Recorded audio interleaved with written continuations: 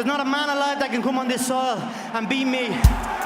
Conor McGregor is exciting to watch. There is no doubt that he has claimed his right as the most influential figure in the world of mixed martial arts today.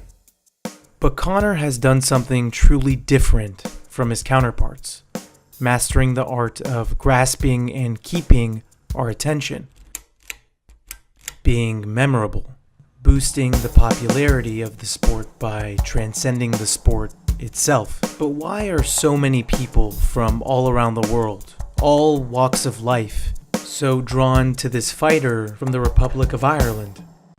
What sets him apart?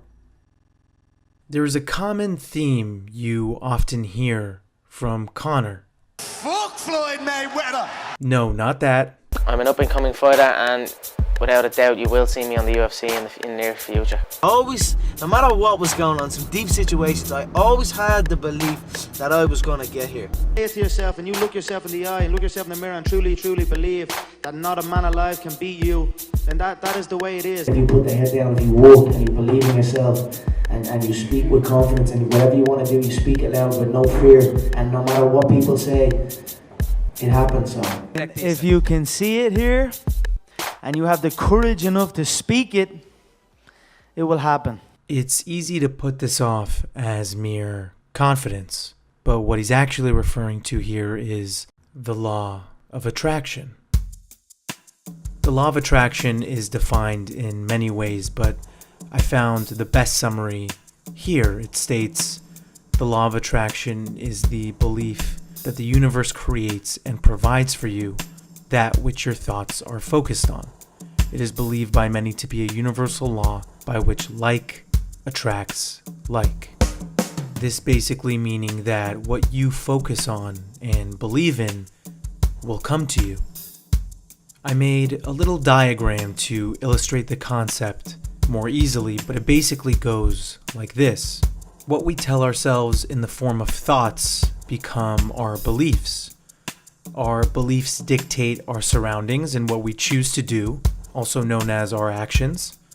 Our actions dictate what will happen to us, also known as our opportunities, and our opportunities dictate who we become. The idea can work with the negative or the positive. For example, if you believe that losing weight is difficult, then you are more likely to focus, even subconsciously, on the obstacles that come with losing weight, making it less likely that it will happen for you, as opposed to the positive, believing that you can easily achieve your desired weight. Then you start to seek out the opportunities and actions necessary, making it much more likely to happen. Much like Muhammad Ali, who shares great commonality with Conor McGregor in his supreme confidence and trash talk, Ali said, "I am the greatest," over and over again, not hoping or wishing for the title, but conditioning the belief in himself that he was the greatest. I told you, all of my critics, I told you all that I was the greatest of all time. Never again make me the underdog until I'm about 50 years old. Right. Then you might get me. Conor references this mindset often and points to it as an integral part of his success. I already feel like I'm living it. And then I just carry on doing that, carry on day by day, already living the final goal, the goal of being the world champion. I already carry myself like I'm a world champion. I already speak like I'm a world champion. The law of attraction might sound like New Age voodoo to some, the most mainstream commercial success of this idea being The Secret, released just around 10 years ago by Rhonda Byrne. But this idea, this philosophy, has actually existed for much longer than you might think. Indications of the law of attraction have been represented in early Christianity and Hinduism. The Buddha said this. But written expressions in Western society really started to take off with what was called the New Thought movement in the mid-1800s. There were many authors associated with this new mind over matter viewpoint in Western culture during this time. Most notably was Phineas Quimby, who is seen as the father of New Thought. From then, there was a surge in publication of this mindset in the early 1900s, with writers such as Napoleon Hill, arguably the most famous in the New Thought space. The law of attraction plays a lot into the magnetism that surrounds Conor, the simplicity of having what you want by focusing on what you want is something I think excites all of us, regardless of background or culture. Conor's success projects a feeling of hope or motivation for those with a goal. But this goes a step further. If you know the Irish fighter, you know he is not shy to speak his mind. But his approach is different. I feel I will KO him inside one. If he makes that walk and if he is in the octagon, I feel every single movement I make will get an overreaction off of him because he's emotionally invested in it. There's too much in it for him. That I'm vacating my belt. That's not happening. There'll be a belt on one shoulder and a belt on the other shoulder. Conor has what seems like this little psychic power to tell you not only what will happen, but how it will happen. What it really is visualization at work. The mind is the most powerful tool in the human body. So what visualization does is interesting because it is actually mental practice. It is tricking the brain to have already experienced that which you want to happen. Where this tactic is most effective is not in its grand statement, such as just trying to visualize success. That's not specific enough. Visualization requires details. This is what Conor does before his fights, training his mind to see the shots he wants to land. I said his right hand would get him into trouble. It's the shot I predicted. I said he'd overload on his right hand. I said I'd slip. I said I'd bang the left hook, and that's what happened. Or seeing the cheering of the crowd following his anticipated victory. About those sold out arenas and you used to pretend that you were, a superstar and people were coming to see you. Mm-hmm. How far did that feel when you were driving 2 hours to go work? I mean, that must have been a different universe. Of course, new car, visualizing good things in times of struggle. And that when you can do that, I think that really makes that law of attraction work. I think it really attracts to you more. You know what I mean? Because that is harder to do when you're in the struggle. The human condition is one of doubt. We are biologically predetermined to assess risk of that which we cannot control. So when somebody completely negates the idea of chance and tells you what will happen, we are naturally drawn to that courage. And if they can accomplish it, it can feel supernatural at times.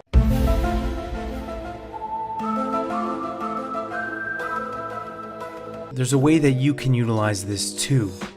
If you were nervous for a big pitch or a meeting coming up, you could visualize the details of going into the meeting and crushing it, feeling the confidence you have, your strong posture, answering all the difficult questions with a smile on your face, the looks of excitement from your peers about your ideas, the feeling of the handshake afterwards. This exercise, while specific, can have a positive effect in your performance.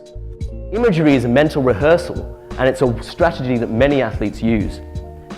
And here's the kinds of things that an athlete or a coach will go through when they're rehearsing a performance. It's almost like a video of their performance. It gets kind of crazy, actually.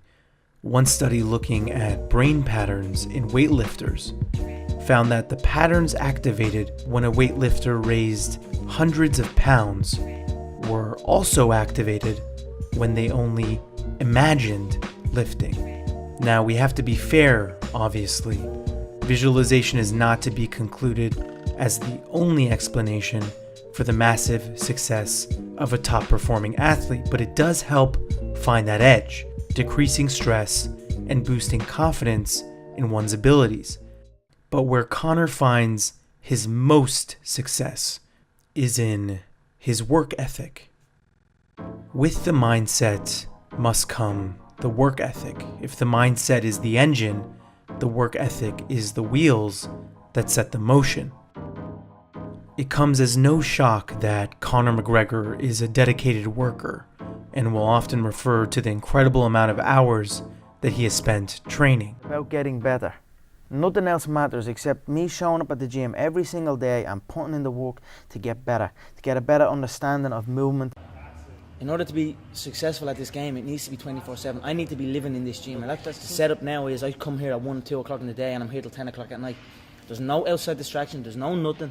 I've always been fascinated by movement, and you know, I always look at people that can move in unusual ways and have complete control of their frame. And I've always been learning and trying to implement different forms of movement and variety into my game. But what really stood out for me in this clip is not the bigger picture of working hard. Rather, it was the commitment to mastering even the bare minimum. In Jeff Olson's celebrated book, The Slight Edge, there's a concept introduced called the compound effect. To understand that little steps, compounded, do make a difference. That the things you do every single day, the things that don't look dramatic, that don't even look like they matter, do matter.